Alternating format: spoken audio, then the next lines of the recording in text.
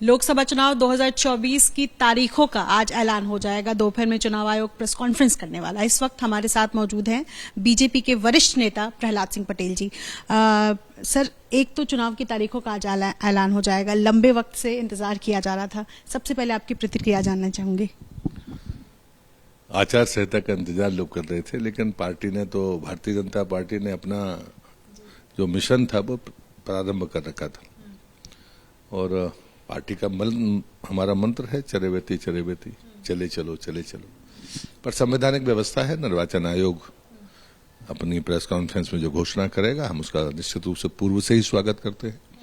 निर्वाचन की इस प्रक्रिया में पार्टी पूरी सिद्धांतवादिता के बाद साथ हिस्सेदारी करती है।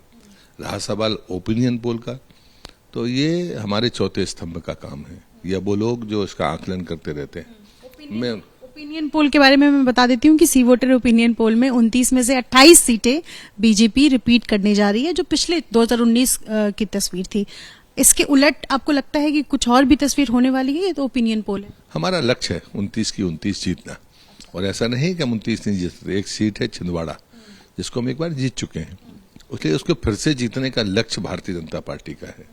और मैं आश्वस्त हूं कि हम छिंदवाड़ा जीतेंगे। मैं विधानसभा के चुनाव में भी पूरी जिम्मेदारी के साथ, पूरे परिश्रम के साथ अपने कार्यकर्ताओं के उस साहस और परिश्रम को बधाई देता हूं। और वो उत्साह अभी बरकरार है, ऐसा नहीं कह रहा, वो बढ़ा हुआ है। 400 पार कैसे होगा इस बार? बीजेपी 400 कैसे पार करेगी? क्या चुनौतियां हैं बीजेपी के सामने, आपसे जानना चाहूंगा। जैसे पिछली बार हमने 300 पार कहा था, तो 303 आई थी 2019 में। अब हमने 400 पार तय किया है, तो जैसे हमने 19 में अपने लक्ष्य को प्राप्त किया, ऐसे ही हम 2024 में प्राप्त करेंगे। आज पीएम मोदी ने एक सॉन्ग लॉन्च किया, मोदी का परिवार। ये जो अटैक किया गया पीएम पर कुछ दिन पहले, उसको अब ढाल बना करके गाना लॉन्च कर दिया गया। ये जो 2024 में ये सब एक एड ऑन करते जा रहे हैं, आपको क्या लगता है? ये जनमन का गाना है, और जो मोदी जी ने योजनाएं बनाई हैं वो गरीब कल्याण की योजनाएं।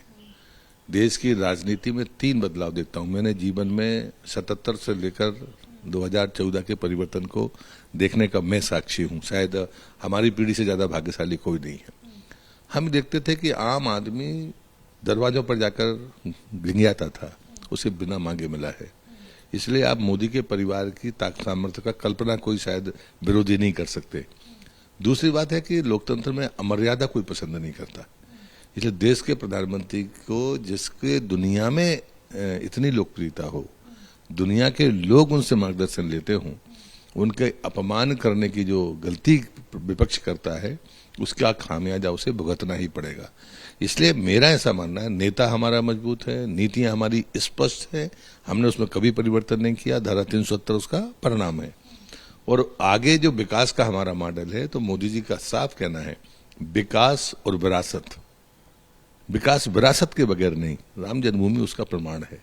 और इसलिए मुझे लगता है कि जो मॉडल है उसमें प्रगति तो है, लेकिन गति भी है, विकास है, विरासत के साथ है।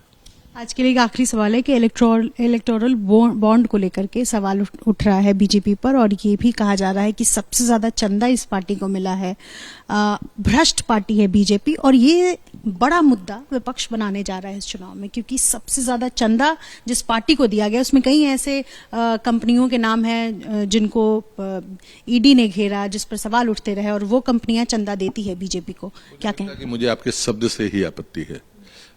पार्टी को भ्रष्ट कहने का साहस जो लोग भी करते हैं, उनको एक बार गिरेबान में झांक कर देखना होगा। चंदा देता है कौन? तो मुझे लगता है कि इलेक्ट्रॉनिक बॉन्ड तो चुपचाप लोग चंदा देते हैं। मेरा मेंबर कौन बनता है? हम जब ऑनलाइन मेंबरशिप करते हैं तो मेंबरशिप कौन ले लेता है? तो कई बार तकनीक में या ऐसी पारदर्शी व्यवस्था ना होने के कारण ये परिस्थितियां हो सकती है, मुझे पता नहीं।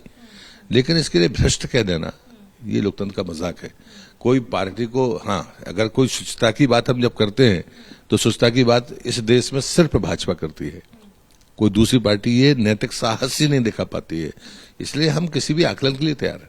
ऐसे 2 मुद्दे जो इस बार लोकसभा चुनाव में नहीं, विकास है और हमारा नेतृत्व। बहुत शुक्रिया हमसे बातचीत करने के लिए। अपने सहयोगी राजेश के साथ निधिश्री, एबीपी न्यूज भोपाल।